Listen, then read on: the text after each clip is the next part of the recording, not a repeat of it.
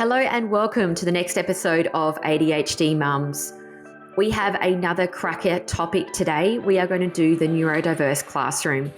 I have gone and sourced an amazing person to bring in. As disclosed, I have no idea about classrooms, educators, or anything in that space. So I bring in guests because, geez, it's a topic that I want to learn about too. I've brought in today Millie Carr, who is a passionate educator of 9 years.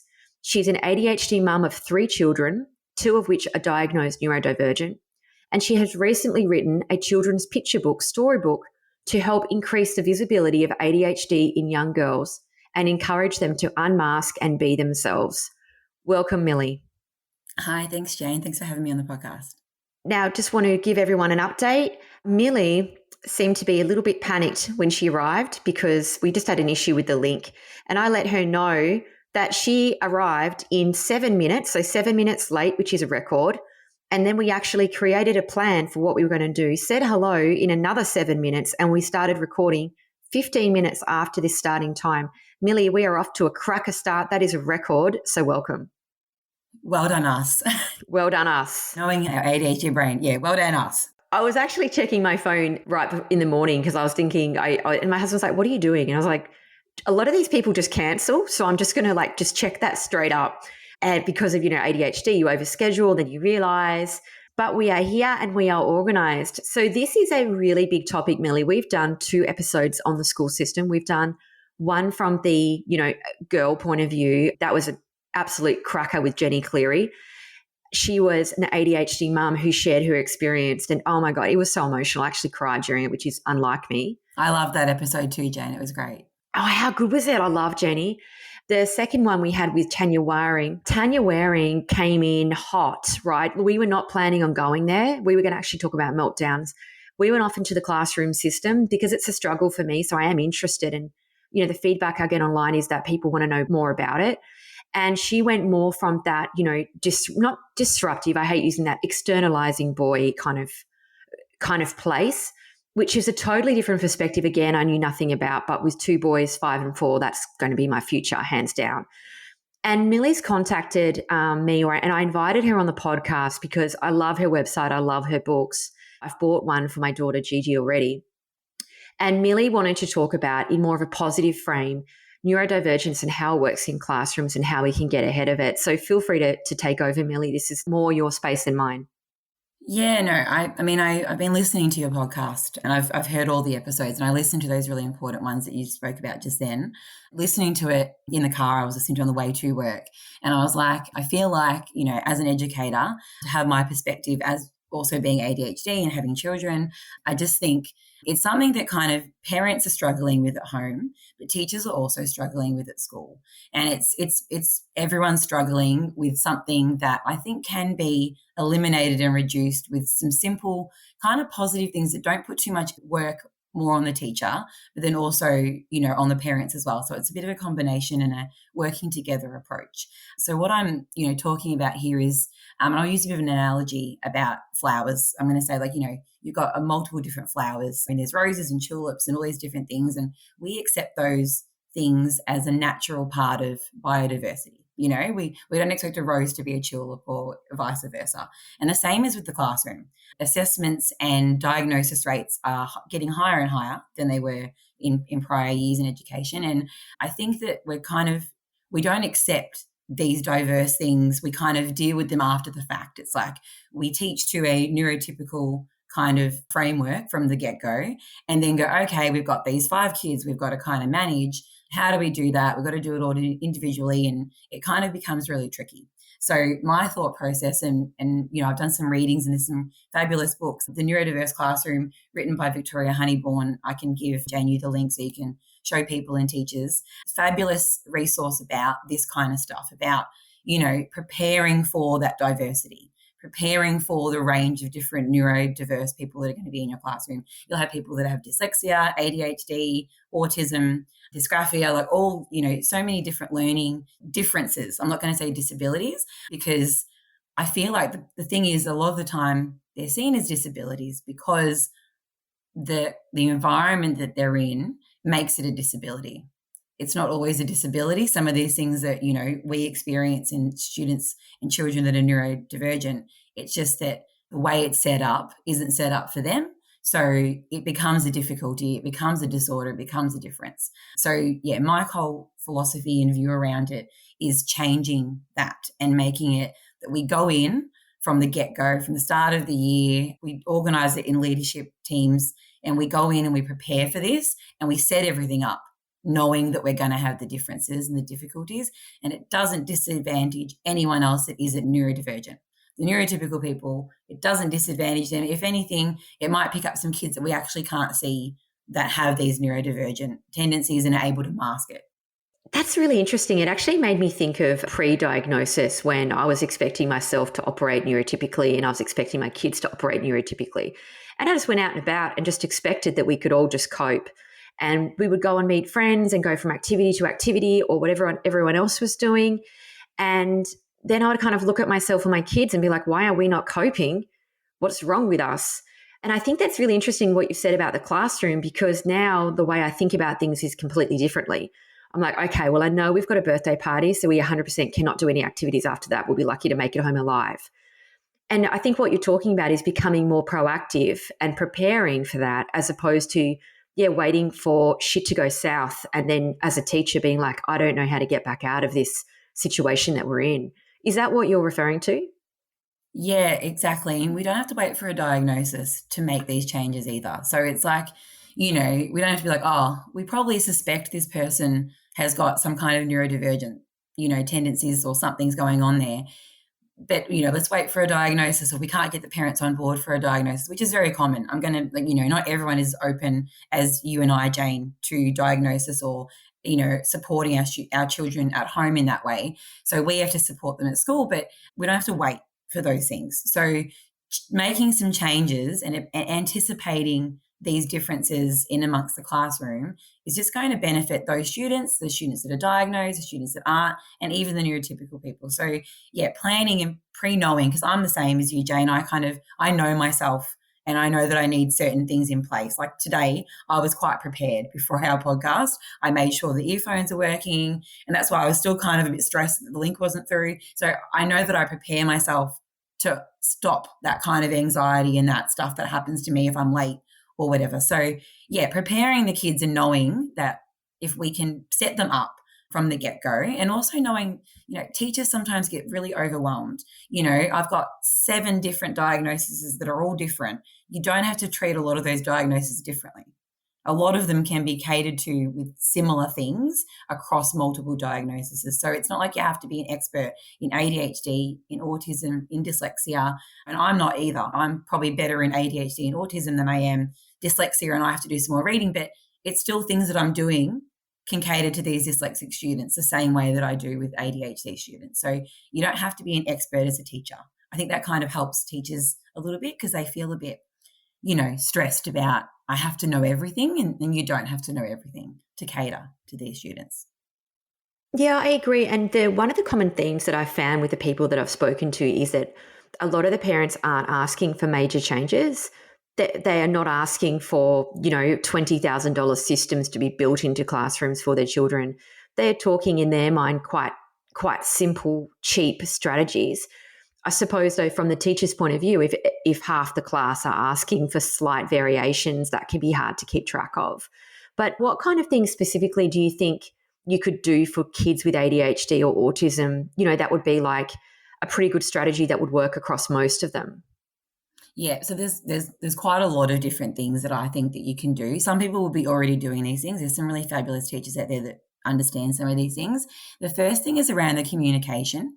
And communication is a really big one with people that are neurodivergent, and allowing them to access communication in different forms of communication. As simple as even like written instructions on the board are hard to understand for some students if they're not in the correct font or the right size or the right background color can, distract things. So making sure that if you're doing a PowerPoint or something, that those things are catered for, making sure that you're reading out the information that's on the PowerPoint. You're not just putting it up there and saying, okay, kids, off you go. Because, there are some kids that aren't going to be able to understand that by just looking at it. They need the verbal instruction as well as shown what to do. So I have this conversation with teachers that are in upper years. I'm currently working in the grade 6 space, and a lot of teachers are like, oh, we don't need to show them what to do. And I'm like, well, actually, how are they supposed to know how to do this, strategy in reading or writing unless we show them what to do? So it's showing them, that multidisciplinary approach of, not just verbally saying or putting it up on the board, showing them, I want you to be able to, identify something within this text. This is how I would do it. Go and do it yourself and practice that. So showing students, and not everyone needs that, but it's not going to hurt them to have me show them. It's not going to hurt that at all. Other things of communication is making sure that students have got the instructions available maybe on their table, or they've been able to write them down as well. So I find that's a really great tactic, especially for students with ADHD. They love to call out and put their hand up and explain their answer. And I find a strategy that I really use to kind of get them to focus and not call out and interrupt my lesson is they just write down. They have a little notepad and they have a pen or a pencil and they write down what I'm saying. Doesn't even have to be what I'm saying, if I'm being honest. It just kind of keeps them kind of focused down on something, listening, because eye contact is another thing that teachers sometimes really expect, which I find is absurd, if I'm being honest, because I don't need to look at someone to listen to what's being said and to understand what the instructions are. And if I'm being honest, I know for my children as well, they actually are worse if they have to look. Like they're probably going to zone out because they're concentrating on like looking in the right direction or staying still or doing whatever it is. So the eye contact is another massive important one that it doesn't need to happen. So if some students need to write or draw, and as adults, if you've done personal development or any kind of session or something where you're listening to things, I'm never looking at the screen all the time. I'm doodling on my paper and doing things like that. So there's some simple things. Like there's more again though, Jane. But like some communication things. I think that's the first step, is being able to communicate with the students in a way that suits them and having it set up ready. So preparing words, like if they're doing a writing task, having the words ready to go so they can kind of go, oh, okay, these are some things that I could use. Just some helpful resources prepared they can use to help them get started or to make a start or things like that can be easily done. I think that's great. So there's some good ideas that if people are listening to the podcast, they can go, okay, well, look, we need to make some changes. There's some things that are quite simple that maybe the teacher could look into if your child's not understanding. I know it's really upsetting when, one of my kids comes home. It doesn't happen so much now, especially my daughter, and she would say that she got yelled at because she was off task. And I'd be like, why did you not know what was happening? That communication, she's clearly missed it. Maybe it wasn't delivered in, the 3 different ways that you discussed. And also, with ADHD, I think it's really important to show people. I'm still quite scarred by the fact that I went to that parent teacher recently and the prep teacher was still, talking to my son, and the fact he still doesn't really know any sight words. And to be honest, it's shocking, right, how little sight words he's known in 8 months of being at school. But look, she sent out the homework a couple of times via email. She told me verbally what it was and then gave it to me in my son's bag. It wasn't until the parent teacher, when I said to her, hey, I literally can't hear you when you start telling me high pressured, like homework instructions. I actually can't hear you. Even if you tell me twice, I won't be able to retain it. And I said to her, can you get someone else's book? Show me all these pieces of paper. Show me how it looks. Show me the folder. And it wasn't until then that I actually okay, I've got it. And it did stress me out a little bit because I thought, wow, I'm 37 and I'm having trouble picking up what I'm supposed to be doing here. My poor 5-year-old son, and I think he would be the same unless you literally put it in his hand. He'd be like, what red book? I've never heard about it. So I think what you're talking about is so important. And those are small asks too, I think. Yeah. And there's a couple of things there, Jana, what you just said. I think as teachers, sometimes we forget that a lot of the time our parents that we're dealing with are probably neurodivergent too. And obviously adults are able to probably mask that a little bit during parent-teacher interviews or at home and look like I'll be honest, I am the worst person with my children's school-related things. Like anything school-related, someone will send me an email. I don't actually always reply because I spend a lot of my time focusing in on work. So I understand from a parent's point of view, and there's a lot of teachers that don't have kids yet and kind of are like, oh, the parent didn't respond to me or they didn't do this. And I kind of go, well, actually, they probably are working full time. They probably are trying to manage their home and their children and the behaviours, which you know that they've got because you're dealing with them in the classroom. And on top of that, you want them to do homework or do your job. A lot of the teachers, some teachers, not all teachers, some teachers complain about, the work not being done at home. And my question to those teachers are, what are you doing here at school? So I don't like the idea of homework. That's a personal opinion of mine. And I've been to different schools that have done homework and haven't done homework. And all of the time, the parents are the ones asking for the homework. If I'm being honest, like I don't like the idea of homework. What should be taught and retaught? The only thing at home should be reading with family members and potentially, playing some like maths games and things. Like they're fun stuff that you can do as a family that can help those things, but it's not high pressure homework situations. I don't feel, especially in primary school, that homework is an expectation that actually makes any difference to anything, if I'm being honest. And when you think about, the teachers don't always acknowledge that maybe what's going on for the parents and the family at home and how they can support them. And it could be something simple as having like parent information nights where you have, a rotation system where you go around and, you teach the parents what you're doing in school. And if you would like to do this at home with your child, you can, but the pressure's not there. So, if you're reading with your child, these are some things that probably you could question or you could ask. You might want to ask a question about what characters they were and how they were feeling. So you can do things like that. Or with maths, again, you could be, these are some games that we play here at school and they help with their number sense. And you could go and play them at home and these are the questions that you could ask. And this is the stuff that we're kind of looking for because a lot of parents haven't been at school for however many years. Things are very different to the way they were when we went to school. And, the way we teach kids is different. So I think that we need to be really aware of parents and work with the families and be a little bit more understanding of the fact that the parents are dealing with so much. And if they can't, I can't. I get home at 5, we cook dinner, we do the bath routine, and I'm done. I'm cooked. Like there's nothing else that I can get out of that day. So I often feel guilty that I haven't done anything actually with my kids as a teacher even, but I just can't. So I understand other parents in that same scenario. And I think that homework and those expectations, if you're wanting to do it, should be in a fun kind of way and it should be shown to the parents in like a bit of a workshop or something so that parents know what they're doing and treat the parents the same way with the kids. Give them instructions that are broken down, give them steps and this is what you could do. Only a couple of instructions on a giant page of writing because like the kids, they look at that and go, no, I don't want to do that. Parents are the same. They'll look at it and go, that's too hard. We're not going to touch that tonight. Oh, totally. And, I think this podcast is also about lowering the expectations on ourselves. I don't even attempt to meet anywhere near perfection. I think the bare minimum is where I'm at with homework. We ignored it for 8 months until it became critical because my son doesn't know any sight words at all, right? I'm like, okay, look, probably need to have some movement now. And we're doing some sight words. But when the teacher talked to me about anything else, I was like, nah, not doing it. Give me the rock bottom that I need to do and only that. Because if you give me one job, my husband calls me one job Bob. I can only do one job.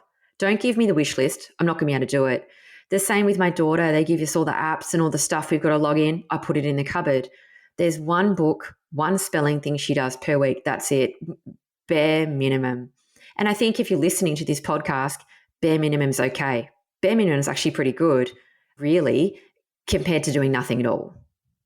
It's completely okay. Like I was saying before, like myself, sometimes I don't do anything. And I think that's, like I said, the expectation on parents to do things is quite hard because we're the teachers, we are the experts. They're at our school for 6 hours a day. I even would, to be honest, Jane, if your son's not learning his sight words, what are they doing at school to cater to that? Because can't be all on you to bring his sight words up. He's been at school for however many months and however many hours a day. So they're obviously hopefully they're doing something. And I would assume that they're doing something at school to help with that as well. But, it shouldn't be put on you either at all. And you shouldn't feel guilty about where he's at with that because I feel, and because this is my personal opinion about homework, that it's an added bonus if parents are able to get it done. If the parents have got time to play a game with their kids or to read with their kids, reading I think is very important. I think everyone probably has time to probably read a book to their kids at night, but that's there shouldn't be like worksheets of things that you have to do for 45 minutes or an hour every night because they've been at school for 6 hours. Like, you know, I'm tired. How are they feeling? So we can't expect them to do too much. It's just a little bit of like potentially just showing you what they're doing at school. It's like a practice. We're learning this game at school. It's helping me with my, multiplication facts, and this is how we're playing it. And we can play together. You can ask them some questions. Like, we're reading this book. I'm going to read a little bit to you. Maybe you can read to them. That's it. Maybe they write a bit about what they did on the weekend. Really simple stuff that isn't, the expectation probably needs to be lower for a lot of schools around homework, because I feel it just puts a lot of pressure on, especially the neurodivergent parents who are struggling themselves anyway to keep everything afloat. Yeah, so I feel like, people shouldn't feel bad about that. Do what you can, but they're going to school for a reason as well. Yeah, I agree. Let's talk inclusion, because I've had some interesting times the last 2 years in terms of inclusion. When I was at school, which doesn't feel that long ago, I feel very young at heart, but is in fact a long time ago. They took everyone out to the special education caravan, and everyone would go see, Mrs. Anne, and everyone knew that those kids were going for some extra help. And if you were going out to the van that you were a bit behind, and then people would come back from the van, they'd go to the van, it would be back to the van. Inclusion's all changed now. And inclusion means that you are in the classroom the whole time. There's so many questions to me around that, because I don't think it's great. Not that I know enough about it to really have an opinion. I was wondering what your opinion is on the changing inclusion system that I think a lot of parents are just starting to understand has changed. Yeah, I'm in Victoria, and we're doing a big focus at the moment on disability inclusion. It's kind of all around Australia as well. I think we're at the beginning of the journey, though. It's really, there are lots of teachers that still are unaware of how to cater to all of the needs and kind of put some of these simple things in place that will help cater to some of these things. Personally, my son is autistic and currently goes to a specialist school. So he's not in a mainstream school. He's non-speaking, speaking minimally, but at the moment the school system couldn't cater to him. So he's separate because he can't be catered to in that school system the way it's currently set up. So he is separate so that he can get the best support that he can get at the moment. But at the moment, the school system isn't completely set up for that. It's not set up. It's set up in a neurotypical fashion. A lot of the emphasis is on reading and writing. And reading and writing is not the only way that you can show what you know and learn something. And I think a lot of people that are neurodivergent sometimes struggle with reading and writing, holding in memory and holding what they've learnt, being able to express it. Either they have trouble with holding a pen or actually getting started on their writing. A lot of students that are neurodivergent really struggle to get started and need that extra support in that area. So the focus needs to come off the reading and writing, and everything needs to be out. You have to read this and then write about this to show me what you know. Why can't we do it where the option is to verbally explain what they're doing, to verbally prepare before they write? So working with partners, they could record it on an iPad or a computer if they've got it. There's a lot of different now programs on the computer where they can read.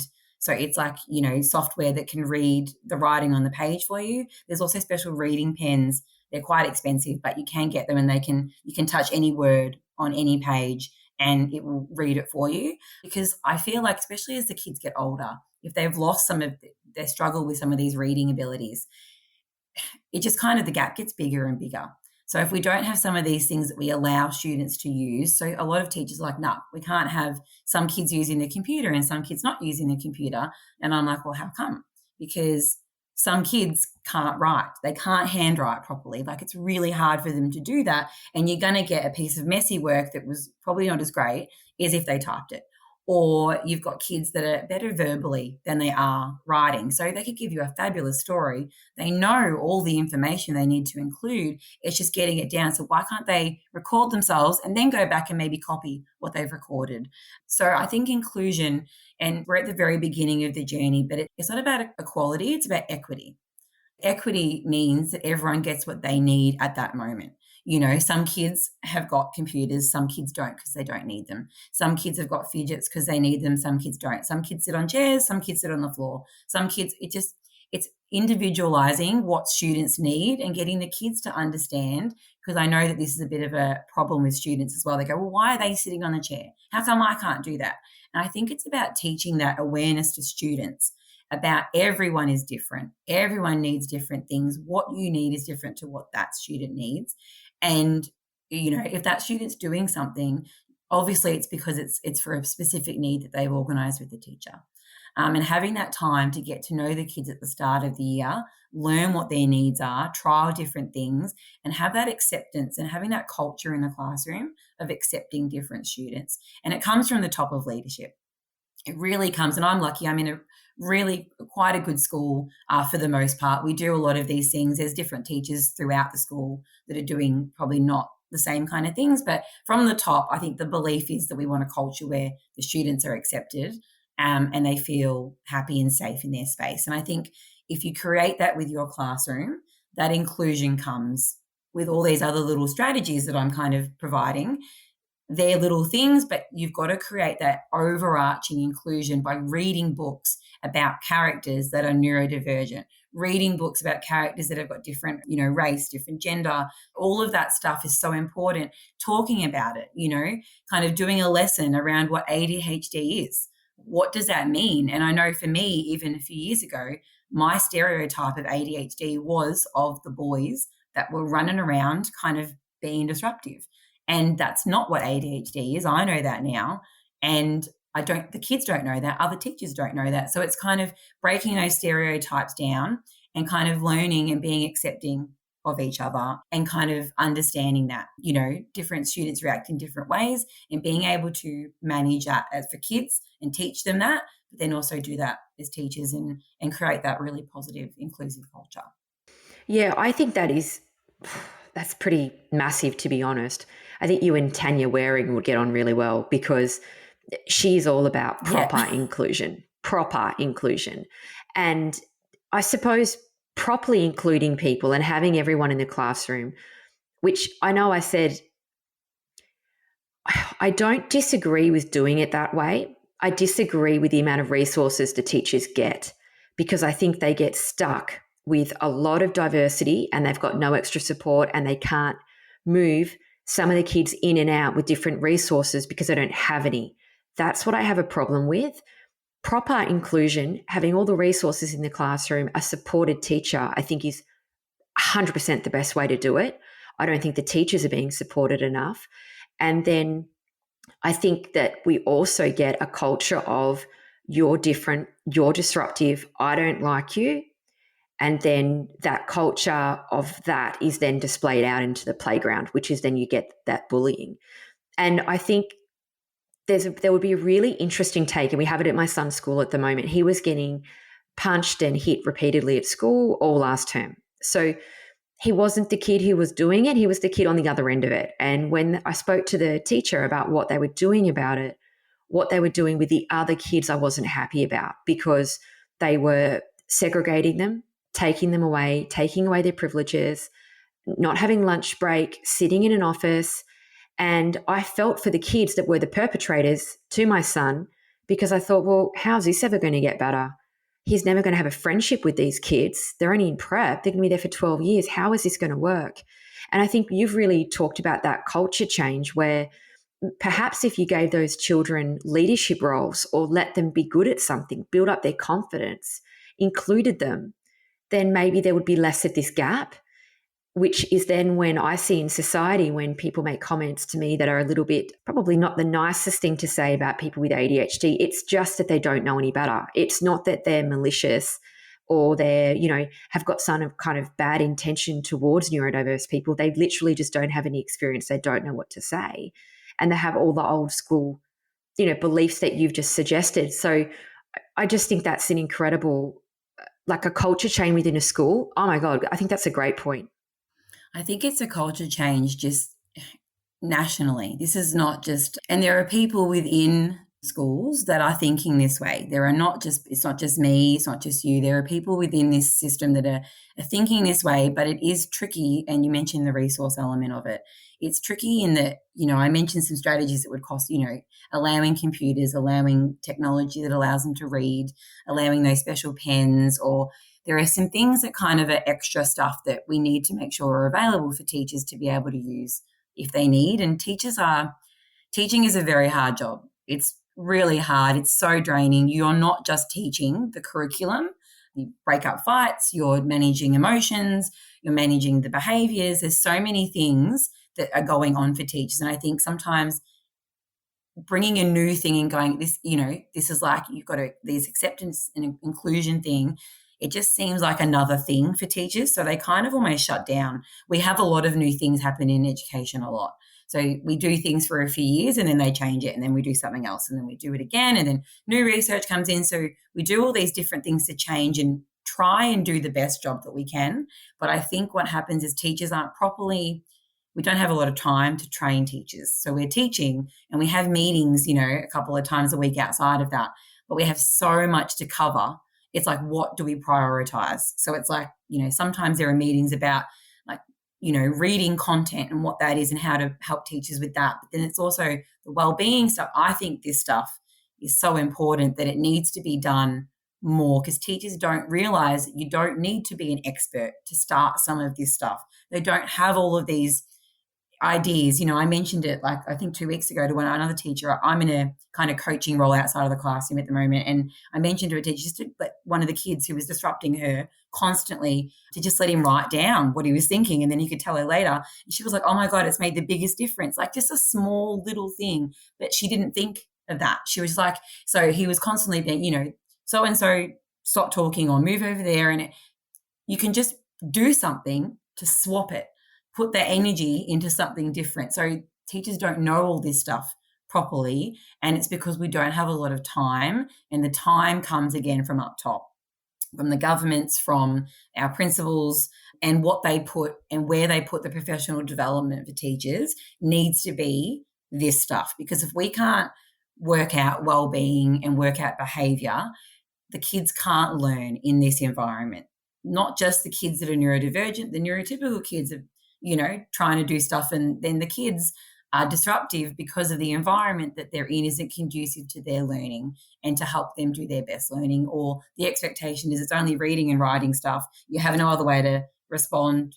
Some kids are fabulous at drawing. Why can't they draw the response or do a little comic strip of the different sequence of what's happening? We just need to be able to just be open to the different ways people learn. And I think sometimes teachers as well, and when you're in the front of a classroom with 30 kids trying to manage all of this and make them sit and be quiet to tell your instruction, it's overwhelming for a teacher if kids are doing different things. So a lot of teachers just want the kids to sit down and be quiet so that they can say what they need to say. We need to stop talking and kind of show the kids, off they go.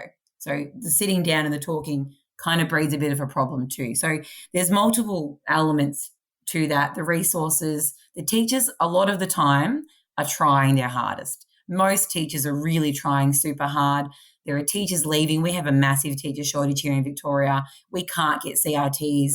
We can't get teachers to stay longer than a year. Even throughout the year, teachers are leaving in the middle. It's really, really tricky because they get in the job and they're like, it's just way too hard at the moment. So there's something that really needs to change. And I think it needs to start at the top with looking at this, preparing for the neurodiverse classroom, preparing for these students and the behaviours that we're likely going to see, and setting that up from the get-go so that we're eliminating meltdowns and things or as frequent. They're always going to happen. There's always going to be changes in schools that we can't control. Like, all of a sudden we have to move out for a fire drill or something. But most time you can prepare them with visuals, with schedules, with, this is what's going to happen, social stories. There's so many different things that we can do to eliminate some of these behaviours that escalate and become disruptive, and to help these kids. And, knowing that I'm ADHD, I know that I can help eliminate my meltdowns by doing certain things. It's the same thing.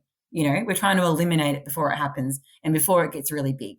And that environment isn't conducive, then they're going to happen. And then we have to deal with it after the fact. And then the whole cycle just goes around and around. And something needs to happen from the get-go, from the top, and then filter down for the teachers. Yeah, and one thing that I think is really positive is that all of the parents that I've spoken to, and I've spoken to a lot of them, and I just get hit up, the inboxes that I get are just, a lot of it's school related. I don't think I've seen one message or had any conversations with any person who has blamed the teachers, most of the parents are like, the teachers are like us. They're stressed, overworked. It's not fair. And they feel awful, a lot of them, having to ask for anything extra. And I think then, even if you do ask, there's not a lot that the principal or anyone can do, because you're right, there's a teacher shortage. So it's like, how can they, not performance manage isn't the right word, but put any pressure on them to learn or to do this or to do that? Because it's kind of like lucky that they're there at all, is the impression I've always gotten them, because it's like without that person, we don't have anything. So there is a feeling amongst the parents that the principal of the school is on the teacher's side. That's probably not the case, but it's the feeling that I think is being given. Again, everyone's very well aware that the education system is set up to fail at this point. The other question it raises when you were talking was, if we look at the mental health crisis that we're at the moment with our young people in Australia, it's horrifying. I'm terrified for my 3 children coming into their teenage years. The suicide rate, the mental health, the state of the system, the availability of therapists, medication. We haven't seen a breakthrough in psychiatry in 50 years. 50. They have not had any breakthroughs. Okay, what are we doing then? Because I'm not convinced that the strategies that we have to help mental health work, and I own a mental health company, I'm not convinced. I think we really need to look at other strategies, and we need to look at the education system and what we are putting our kids through, because why are they coming out like that? Sorry to get my high horse. It gets me really angry. And I look at the education system and I think, well, geez, there's the bloody problem. The primary area is a little bit different to secondary. The primary area, I think we really try. There's a lot of attempts of inclusion and doing small groups and trying to cater to different students in the primary. In the secondary setting, and I've only got a slider when my daughter is in year 9. At her school, she comes home and she says they put PowerPoints up and she just answers questions. PowerPoint questions. Pretty much most of the time there's a rare teacher in there that does something slightly different. It's usually a music teacher or something like that. But they're all just putting things up, and it's so unengaging for the students. She hates school. She often tells me, I don't want to go. I can't go. At my school, we're a P to 9 at my current school that I'm working at, and we've tried to alter that and change that a little bit. So our year 7s go into year 7 and have the one teacher for most things. They don't have all different teachers for everything. We're trying to keep it in a similar kind of a setup that we do in primary, kind of going into those 7, 8, 9, because you've still got kids in year 7, 8, and 9 that are struggling with these things, and they're just getting lost. They can't go to if they can't read in grade 6 at a grade 6 level, how can they get to year 7 and be expected to read just the chapter book? And everyone reads it and answers questions. It's just impossible. And I think the secondary setting has a lot that needs to be changed about it. The teachers that go in the secondary area are kind of a little bit more of that authoritarian. Again, this is just generalizing in my experience based on teachers that I've seen that teach in that area. They're just a different kind of teacher. And the way they deal with those kids, again, is very different. You would know you cannot deal with kids that are neurodivergent by yelling at them. It just does not work. It's a sure way to set them up to fail and to set them off in a meltdown. You're going to set them off if you talk to them the way that you're going to, you yell at them or you tell them off for something they haven't done. That's not the way to go about those kids. And I think that in primary school, definitely there's some kids doing it there, but I think as it goes into secondary school, they're just expected to just conform to this approach that was set up so many years ago to help get kids out into the, people working in the industrial sector. That's what it was set up for. Sit down, be quiet, get information in, off you go, use it. That's not the jobs that we have now. Students are leaving year 12, and the jobs in the workforce, there's so much more work being done already around inclusion and working from home and different options for people. It's so different to being at school in secondary school. In secondary school, they're just sitting there listening to questions and answering exams, and then they get out into the real world and jobs aren't asking you to do that anymore. So many jobs, it's a different workforce now. So we need to accommodate that for when they go out in the workforce. They're working with people. They need to do more group work, more, learning how to be social with people or be in those situations when they leave to be in those kind of jobs. So, yeah, I think, what you touch on, I've got a high horse too. I kind of get really passionate about this because it just really upsets me that, it's not the teacher's fault per se, but it comes from that someone needs to make a change, and it's probably bigger than me. But doing things like this, Jane, and having your podcast allow us to talk about these things and have other people go, oh yeah, I had the same experience. I want to start some of that in my school, and hopefully the people and gathering together is going to help us make some of this change, and then the people up top can hear, what we're saying, and it'll hopefully start to change. But I think we're at the very beginning of it. I think it's identified that there's a big problem, but it's, how do we go about changing it? It's tricky, and you've got to get people on board, and some teachers just don't want to change what they're doing. So it's a tricky process, but I think we're at the start of it, and what we're doing now, talking about it, is so important. Yeah, absolutely. And I think, parenting and teaching is not hugely different in some ways.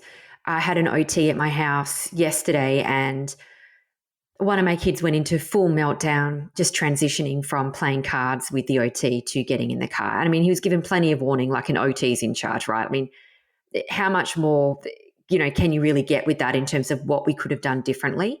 It was actually more my fault.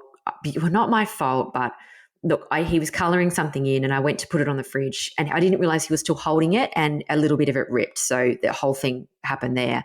But the point was, the OT said to me at the end, geez, you guys are pretty calm. She was kind of like expecting one of us to fly off the handle. And I said to her, we're at that point now where we used to handle them neurotypically, where you would just get in the car, and you just keep yelling at them and threatening to smack them or whatever. It's like, we've been through that place, and the place that we've been is like, we know that doesn't work. That does not work. And generally, when we have done it in the past and you end up with a bigger chaotic environment than you began. You end up with multiple kids going off. It takes hours. And so we were kind of looking at him like, at some point he's going to come to his own devices here. And I feel like teachers, we're kind of at that point where we're all realizing that the education system is not working, and you're realizing that it's not really going anywhere. But the place from that to actually skilling up and knowing what to do differently is a massive leap. And it is a huge leap. And to have that many resources, organize that many people, I've struggled to organize my own family of 5. So I can only imagine what kind of job that will be. But I think it's that place of we're starting to realize it's not working, and people are talking about it more. Parents aren't happy, kids aren't happy, teachers aren't happy, principals I'm sure are not happy. But it's that next piece and that next place that I don't think we found yet. And that's a really difficult question. Yeah, I think it comes back to, again, that culture, and it's about spreading that culture. And I think it's starting to happen, obviously, more online and more awareness about things, but it's that, it's bringing that culture and that awareness and visibility about what different people's brains are doing and how they're working, and being accepting, both the kids, students, parents, principal, staff members, all of that, working together to help all of the students and think about and anticipate all of these different differences, because that's where it is. Yeah, that acceptance and that culture shift is massive, and I think it's going to happen. I believe it's going to happen. I've just got positive kind of view that it's going to get there. I think it's starting. It's just that we're just really at the start of where it's going. Yeah, and we want more teachers, right? And we want the right teachers. So we want passionate educators, and we want people to be attracted to the industry. At the moment, I'm not sure how that would be going, but we obviously need more of them, and we need more passionate educators. What would be some tips and tricks? And this is probably going to be a tricky question, Millie. If you were a parent and you were unhappy with something that was going on at school, a lot of us are lost on how to approach, what to do, what to ask for. I think there's a lot of that feeling of not wanting to encroach. Parents are very well aware the teachers are stressed out. You're kind of adding to the mix. What would be some of the more positive things that you could say or do to create a positive outcome without kind of, attacking anyone or what are your thoughts on that? Yeah, because there's obviously going to be different teachers' awareness. So you might come across a teacher that hasn't got as much awareness as you do of some of these things and some of the different changes that they need to make. I think creating that consistent relationship with the teacher from the get-go, that you're not kind of saying they're not doing that, because you respect the teacher and expect that they've got a massive workload. And sometimes the teachers don't have control all the time over what they have to do. So sometimes they're being told to do something that may not work and may not make sense, but they're being told that from higher up as well. So I think communicating with the teacher consistently from the get-go, even before anything negatives happened. And I like to encourage teachers to do that also. So to start that communication with, what does your child need? Asking the parents what works for you guys at home. What do you do? What are their strengths and what are their interests? Because if we can hook into that, that's going to help us in the classroom. So you know your child the best. So what are some things that you do at home that help with anything that they have trouble with or have difficulties with? So even communicating that before the teacher comes, because some teachers start like that. They'll ask, can you give us some information about your child? Or they'll ask the student, can you fill out a bit of a questionnaire of what you like and how I can get to know you and how I can best help you learn? If they're not doing that, that's the first place to start, is kind of like giving just them a little bit of an idea of things that work for you at home, small little things that they'd easily be able to take on. The way you communicate with your child, the way that you prepare them. They might need a visual. So then the teacher goes, oh, okay, I can set that up. That's great. So just kind of preparing them. And if it's continuing on and you're like in the middle of the year, I think having that relationship helps then to be like, okay, something's not happening. We need to sit down and have a meeting. And it might be that the meeting happens with the teacher, but also some leadership as well. I find when you've got some leadership involved in the meeting, because sometimes the teacher doesn't know what they don't know. So if you're having it with someone in leadership, will know some of these things, and that's why they're in leadership. They've got that level of experience that's higher. And I often sit in meetings with teachers that I work with and I'm coaching, and then I can then support the teacher. So the parents are telling me something. So if the teacher doesn't know how to kind of cater to that, I can help them kind of do that. So coach them and build their capacity in that way individually. And I know on a whole scale it'd be great, but if we can just do it individually, if parents have that, if they go, okay, I've spoken to my OT, the OT has got some suggestions here, even having allied health come into school is fabulous. Because again, sometimes teachers and some schools do have funding for allied health at school and some don't. But if your school doesn't have allied health and you've got allied health that are telling you some strategies and suggestions, tell your teacher, I'm happy for my speech and my OT, my psychologist, if they're happy to come in and spend a session in the school, they can see how they are in the school setting, give you some strategies, give the teacher some strategies, and then report back to you what happened. So, I met with the teacher, I observed so-and-so and they were doing these behaviors. I've got some really great strategies the teacher can use. I'm going to give them to that teacher. So those kind of things, I think emailing and just being really like starting that communication and that relationship early, maintaining it, checking in on your child. Sometimes I encourage, if you're a teacher listening, call parents that have children that have behavioral kind of things that happen a lot. Call them for positive things a lot. Don't just call them when it's negative. Don't just call them and say, oh, it's happened again. We've had so-and-so run out of the classroom, or they're not listening, or whatever, they've meltdown. That is not a great relationship. If you're a parent and you're constantly being called about something negative, you get a school phone number, you look at it and you go, oh God, what have they done now? Like, what's happened? I don't even want to answer that. Whereas if it's positive and there's also those concerns that come up too, it makes the relationship easier and it makes it seem like you care about that student and you really want to help both the parent and the student and cater to that. So I think, building that relationship with the teacher, if they don't take the lead on it, you as a parent can do that. You as a parent can email them. Here are some really, these are some tips that I use at home to help cater to some of these things. I'd love to have some regular check-ins with you on, how my child's going, and then, maintain it as you go. Get some leadership involved if the teacher needs some support, and then maybe some allied health as well. I love what you said about the positivity, because I always try and make sure that I do lots of positive feedback. So then to the teachers and we had the head of students involved with the punching stuff that was going on. I sent him a really lovely email and said, hey, just to let you know, we've really seen a difference this term, because I always want to have the awareness that I can be happy. I'm not a complainer. I'm not someone that only turns up when it's negative. And I think it goes both ways, to acknowledge that there's some good parts that happen with everybody. parents, teachers, the exec staff and the kids, and to acknowledge all the positives as well as the negatives, because geez, it gets old when you're told constantly about what you're doing wrong. And that would go both ways as a parent and a teacher. And then, any constructive conversation can sometimes just be completely out the window because you just did negative land. Yeah, I completely agree. Similar, if you look at your husband or your friends, you don't just go, hey, thanks for not doing that. Hey, thanks for that not doing that. You wouldn't have many friends or, many relationships. So even though there's been times that I've directly, personally not liked a teacher, bloody hell, it's hard to put your personal differences aside, particularly when you've got ADHD or neurodiversity, because I'm like, my face is very open about how I feel. It's very hard to rein that in. And, I've sat through parent-teacher interviews where I've literally hated someone, and that's been really difficult too. But to put that aside for the child and in the sake of the relationship, yeah, it's tough as a parent and as a teacher, because I'm pretty sure there's been teachers that have not liked me either. But, I suppose that goes with it. One question I wanted to ask you, Millie. This is a big one. Ready?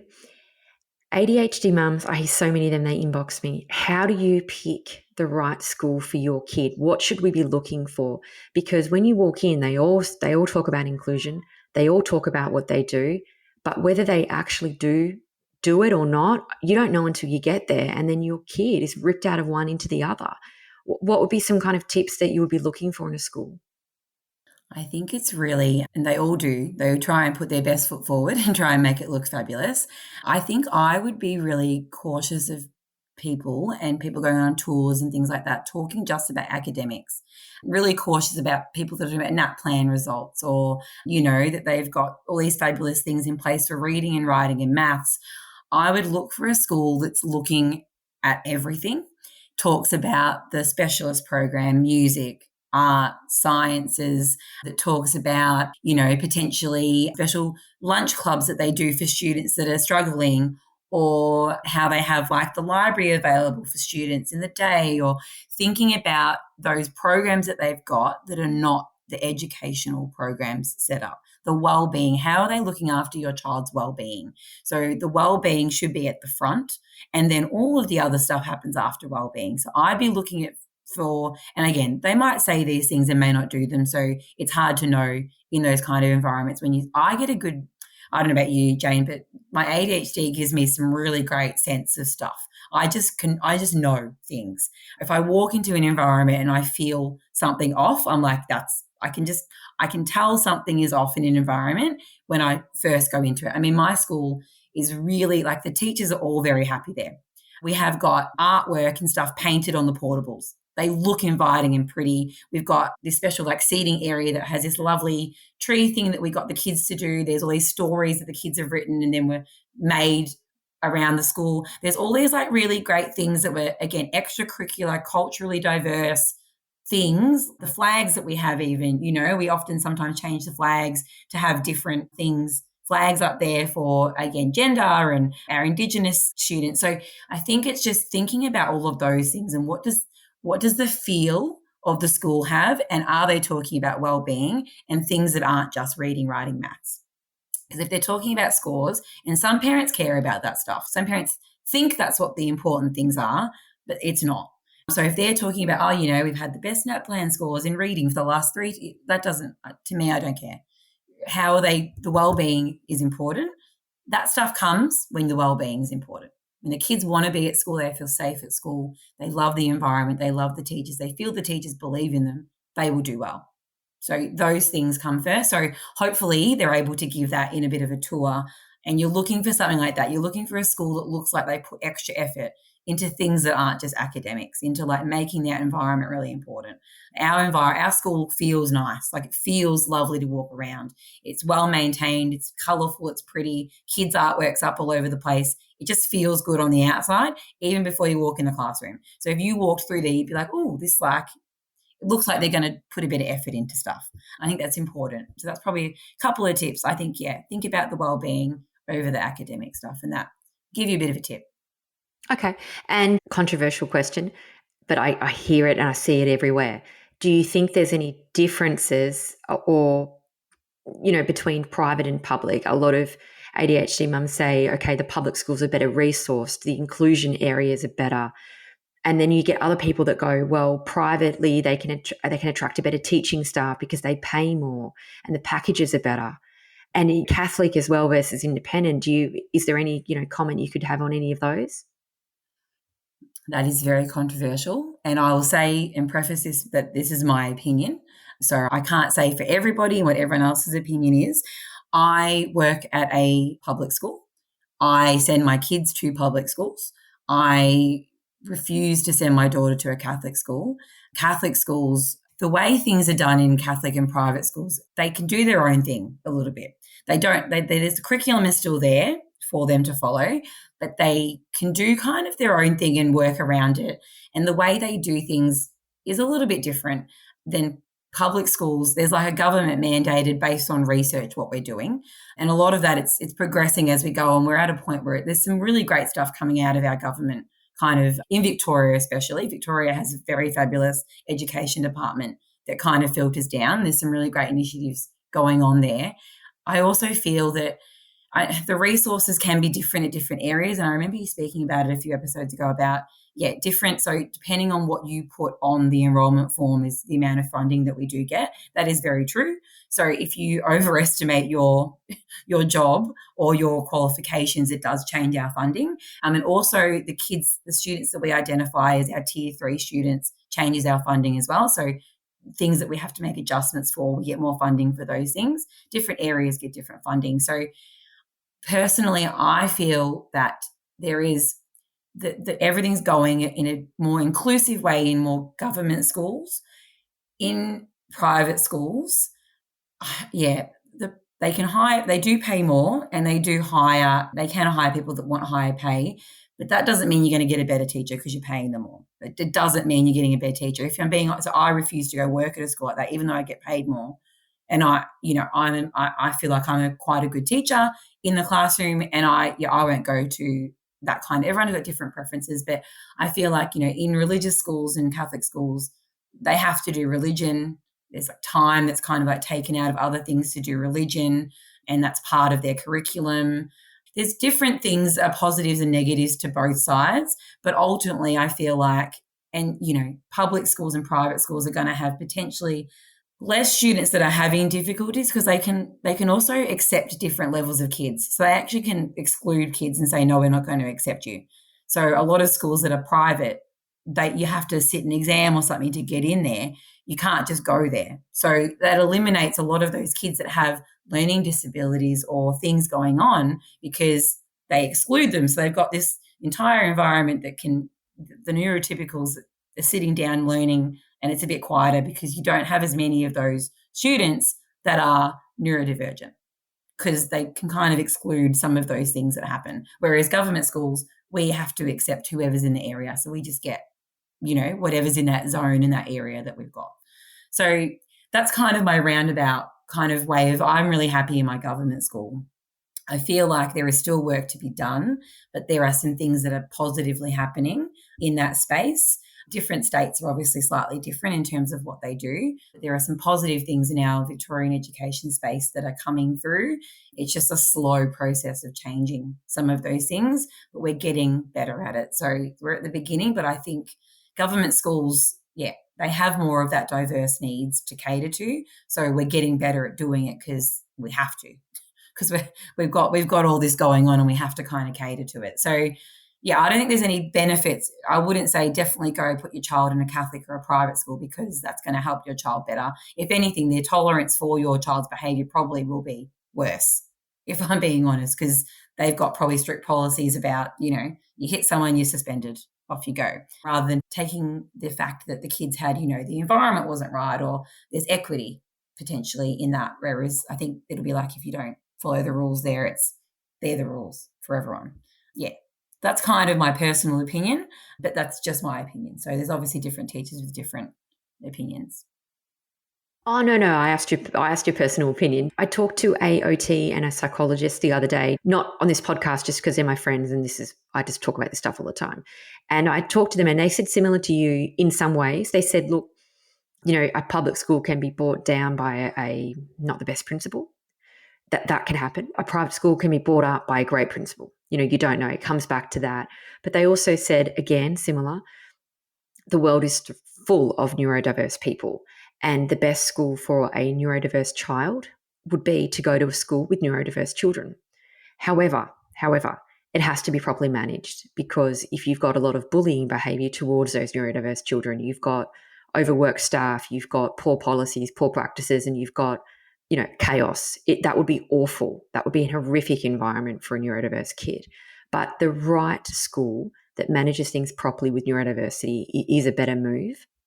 So, and that's not necessarily public or private, as you said. That comes back to the culture and the way the philosophy of the school and how that works. But I think, popping a neurodiverse child in to a place that didn't have many could also, I've heard views of people say that, camouflaging the neurodiverse child just copies all the neurotypical children and they come across quite good. But when we say come across quite good, what is good? That's a whole nother thing. I don't mean that in good or bad, but they come across okay, that they're fitting in, and I'm using, finger marks, fitting in. But I always wonder what the toll is on that child and if they really truly feel that they fit in, because coming across wearing the uniform and camouflaging and masking up all day comes at a real cost. And I went to a school like that. It was one of those elite schools, and I was okay until I had a full breakdown at 14. I'm sure people thought I was great. So, camouflaging and following along and having the illusion of everything being beautiful also makes me have questions too.